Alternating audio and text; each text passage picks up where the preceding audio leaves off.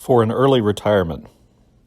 Chinless and slouched, gray-faced, and slack of jaw, here plods depressed Professor Peckinpah, whose verse J. Donald Adams found exciting.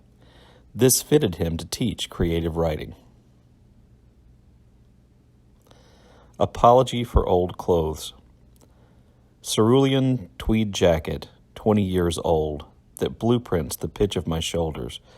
Cardigan out at the elbows, comfortable, unkempt, familiar as memory's attic after 50 years of collecting. I wear a shabby house, as the lazy turtle does. Disreputable and easy, dozing in mud all winter.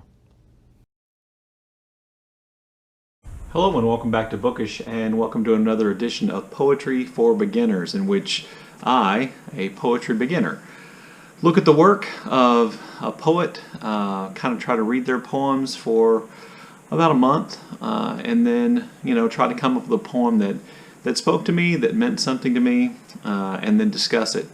This month's poet, or I should say August poet, since I'm pretty sure this video is coming out on September the 1st. This month's poet was Donald Hall. He was an American poet born in the 1920s in New Hampshire. He, at one time, was named the Poet Laureate of the United States. He was an academic.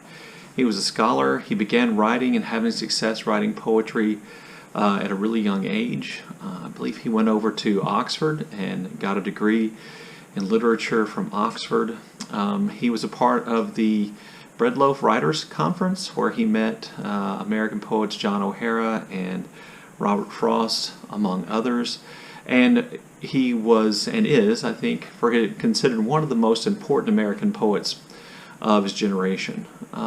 He also married Jane Kenyon, who was one of his students while he was teaching at the University of Michigan.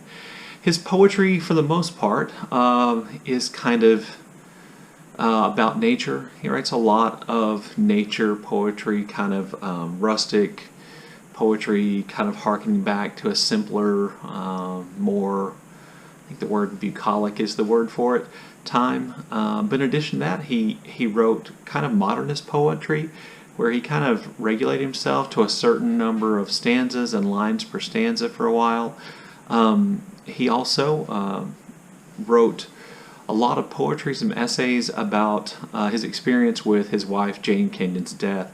Jane Kenyon was diagnosed with leukemia, I believe, when she was in her mid-50s, and she died just 14 months later, and that her death had a profound effect on Donald Hall. So there are a lot of poems that he wrote about her death and sickness and things like that. His poetry can be quite frank in terms of its discussion of things of a sexual nature, and at the same time he also was a huge baseball fan, and he wrote about that. Unfortunately, even though I think I probably read somewhere in the neighborhood of 30 or 40 poems by Donald Hall, I found very few poems that spoke to me by Hall. This was kind of a disappointment to me. I had anticipated easily finding something by Donald Hall that really kind of touched me or had some kind of meaning to me, and it just didn't. Oftentimes a poem would begin really strongly for me, and then in its second stanza I would just lose the thread, and I would think he'd gone off in some direction. I'm not trying to criticize him, because certainly I'm in no position to criticize him, but for me oftentimes it just seemed like he would go along and then he'd be like, hey, look at me, I'm writing a poem, so I'm going to put in poet stuff here. That's not fair, I know, but that's just kind of the way it felt to me. So the two poems I picked are really kind of just, I think, intended to be obviously light and somewhat humorous poems. On an early retirement, I picked because I'm retiring from teaching at the end of the school year, and so that one just kind of sounded good to me, and it's kind of funny. It's a nice little rhyming poem that kind of pokes fun at the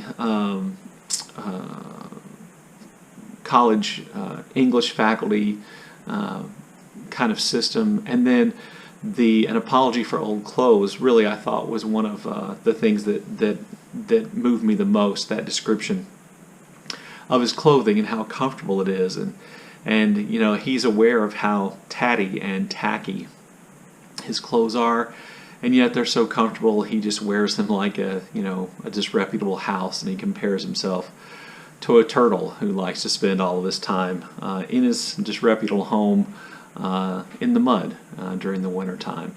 And I just kind of found that poem charming.